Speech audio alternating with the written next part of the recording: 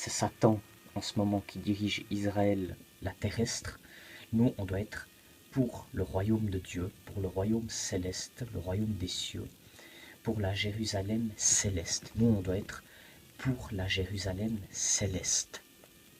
Voilà, pour la cité sainte de Dieu, et non pour ce qui est terrestre. Donc, et ce sont des doctrines qui viennent tout droit du Vatican, du diable. D'ailleurs, le Vatican est tout abrite le diable en ce moment même. Voilà, donc je reprends à partir du verset 3. Que personne ne vous trompe d'aucune manière, en effet, il faut que l'apostasie arrive d'abord et qu'apparaisse l'homme de péché, le fils de la perdition. L'adversaire qui s'élève contre tout ce qu'on appelle Dieu, avec D majuscules, ou qu'on adore. Il va jusqu'à s'asseoir, donc comme Dieu, donc dans le temple de Dieu, en se proclamant lui-même Dieu. Et après, par la suite, on voit, voilà, le Seigneur détruira l'Antéchrist par le souffle de sa bouche et par la manifestation de sa gloire, tout simplement. Donc on voit que dans X-Men Apocalypse, donc le premier des mutants, donc Satan, se proclame Dieu. Hein, il dit, j'ai de nombreux noms, en effet le serpent ancien a des milliards de noms à travers le monde. Notamment en Asie, il a des noms en Asie, il a des noms, il a 3 noms en Asie, que ce soit dans l'hindouisme et le bouddhisme. Kala, le démon Kala, qu'on fait des sacrifices humains au Tibet, hein, que le Dalai Lama, ce faux prophète agent de la CIA infiltré, pratique des sacrifices humains au démon Kala, qui est autre que Satan. Kala symbolise le temps, mais le temps, donc Chronos, Saturne, hein, donc le temps qui s'évapore vite, le temps, donc la mort, tout ce qui se consume. Donc voilà. Mara, donc dans le bouddhisme, qui est le démon, qui est la représentation du malin, donc de Satan. Dans la légende, il serait venu tenter le Bouddha, je sais pas quoi. Bon, le Bouddha, je vous signale que Bouddha est un faux prophète. Mais alors il y a Mara, donc qui est le mal incarné dans le bouddhisme, et qui est une figure, une des milliers figures donc, de Satan. Donc je vous préviens, hein, le bouddhisme est satanique. Hein. Même les divinités, entre guillemets, dans la mythologie qui sont qualifiées de gentilles, sont du camp de Satan. Ils ne sont pas avec Jésus-Christ. Ce sont des anges déchus. Donc voilà, donc il y a Kala Mara, donc une des deux figures de Satan. Et il y en a une autre, il y en a une troisième, Yama, qui est le seigneur de la mort. Celui-là, il est dans l'hindouisme et dans le bouddhisme. Hein, donc c'est voilà. Yama, c'est le seigneur de la mort. Et d'ailleurs, il y a un ancien bouddhiste converti à Jésus-Christ. Je me rappelle plus, il me semble que c'est dans Plein Feu. Il y a un ancien bouddhiste qui s'est converti à Jésus-Christ, mais qui a été en NDE, hein, donc une vraie NDE. Hein. Qui a vu ce démon, donc Yama, donc qu'il est en enfer en train de tourmenter les âmes, et dont Bouddha est en enfer. Voilà. Donc il a vu, donc en effet, Yama est un démon de l'enfer. Donc c'est un des nombreux noms du diable. Donc il y a Mara, Yama et Kala.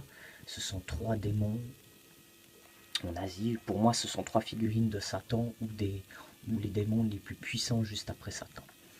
Donc voilà, qui sont vénérés dans le bouddhisme. Ces démons sont vénérés dans le bouddhisme. C'est ça le pire dans tout ça. Bon bref, je m'éloigne un peu du sujet, je m'excuse. Donc, comme on va dans le film X-Men Apocalypse, donc le premier mutant, donc Satan,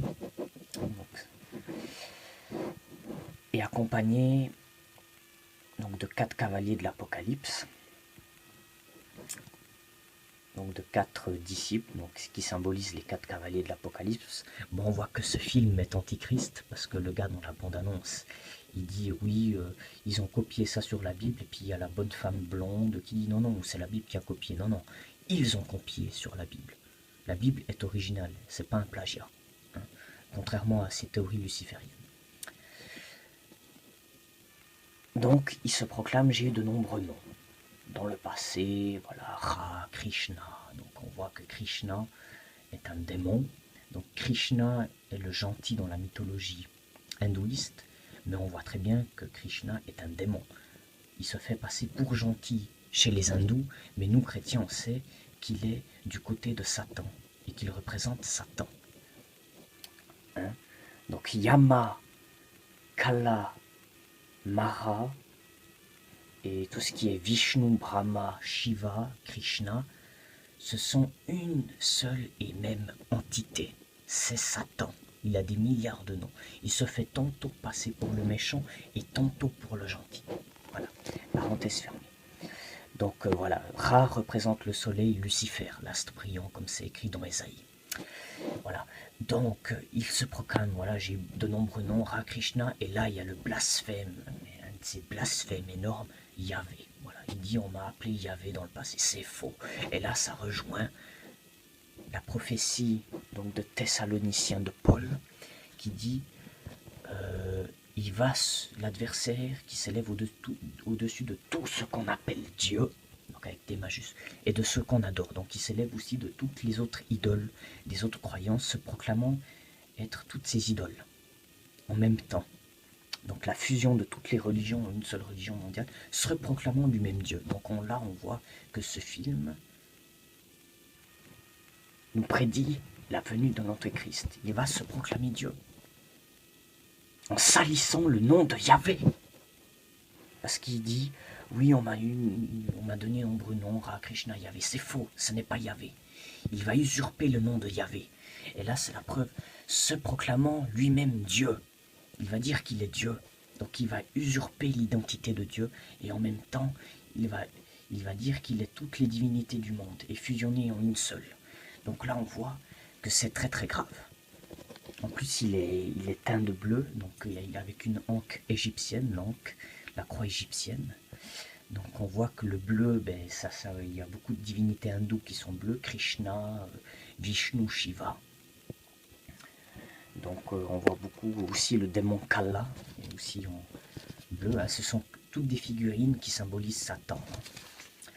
Voilà. Donc il va usurper le nom de Yahvé, le nom de Dieu. Donc déjà le nom de Yahvé est sali donc déjà par certains antichrists dont je ne vais pas citer le nom. Donc, certains mousquetaires, les mousquetaires se reconnaîtront.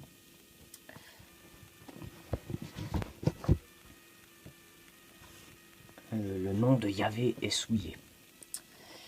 Voilà. Donc je vais vous lire l'Apocalypse chapitre 6.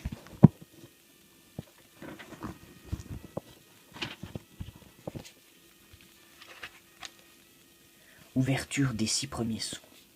Je vis alors l'agneau ouvrir un des 7 sceaux. Donc c'est Jésus qui va ouvrir, qui va lâcher. Ça sera la colère de Dieu. Hein, une des premières, pardon, pas la colère de Dieu. Ça sera les sceaux donc, de la tribulation, de la guerre mondiale. Il ne faut pas confondre la tribulation et la colère de Dieu. La tribulation et la colère de Dieu sont deux choses complètement différentes. Donc les 7 premiers sceaux, ce ne sont pas les 7 fléaux ou les 7 coupes de l'ardente colère de Dieu, ça n'a rien à voir. Les 7 coupes, c'est bien après, c'est après le nouvel ordre mondial encore. Là, c'est les 7 premiers sceaux, donc là, c'est avant l'Antéchrist. Hein. C'est avant la venue de l'Antéchrist. Je vis alors l'agneau ouvrir un des 7 sceaux, et j'entendis l'un des 4 êtres vivants dire d'une voix de tonnerre, « Viens !» Je regardai et je vis apparaître un cheval blanc. Celui qui le montait avait un arc. Une couronne lui fut donnée et il partit en vainqueur et pour remporter la victoire. Donc le premier cheval, donc le cheval blanc, donc un des 4 premiers cavaliers de l'Apocalypse, c'est un esprit révolutionnaire qui va mais qui va déclencher la guerre mondiale. Hein, donc, comme l'a très bien dit le, le prophète Kevin Gall, le missionnaire Kevin Gall, c'est le même esprit qui a animé Napoléon, et Napoléon était un antichrist. Voilà. Qui amènera l'avènement de l'antichrist bien après. Quand il ouvrit le deuxième sceau, j'entendis le deuxième être vivant dire « Viens ». Et un autre cheval rouge, feu, apparut. Celui qui le montait reçut le pouvoir d'enlever la paix de la terre afin que les hommes s'entretuent, et une grande épée lui fut donnée. Donc là, on voit que le cheval rouge symbolise, donc c'est une entité. Hein. Donc, cet esprit impur va faire la guerre, va enlever la paix de la terre, et c'est là où ça sera le commencement de la Troisième Guerre mondiale. Quand l'agneau ouvrit le troisième sceau, j'entendis le troisième être vivant dire « Viens ». Je regardai et je vis apparaître un cheval noir. Celui qui le montait tenait une balance à la main, et j'entendis comme une voix dire au milieu des quatre êtres vivants « Une mesure de blé pour une pièce d'argent et 3 mesures d'orge pour une pièce d'argent. Mais ne touche pas à l'huile et au vin. » Donc ça sera la famine, ce cavalier, donc cet esprit impur, ça sera l'esprit impur de la famine. Il y aura les guerres et il y aura ça sera la catastrophe, il y aura plus de nourriture, ça sera la famine. Et quand il ouvrit le quatrième sceau, j'entendis le quatrième être vivant dire « Viens ». Je regardai et je vis un cheval verdâtre. Celui-là, c'est le plus redoutable. Celui qui le montait avait pour nom la mort. Ça sera la mort en personne. Voilà. Il y aura la faucheuse, donc la mort en personne, qui sera lâchée carrément à plein fouet.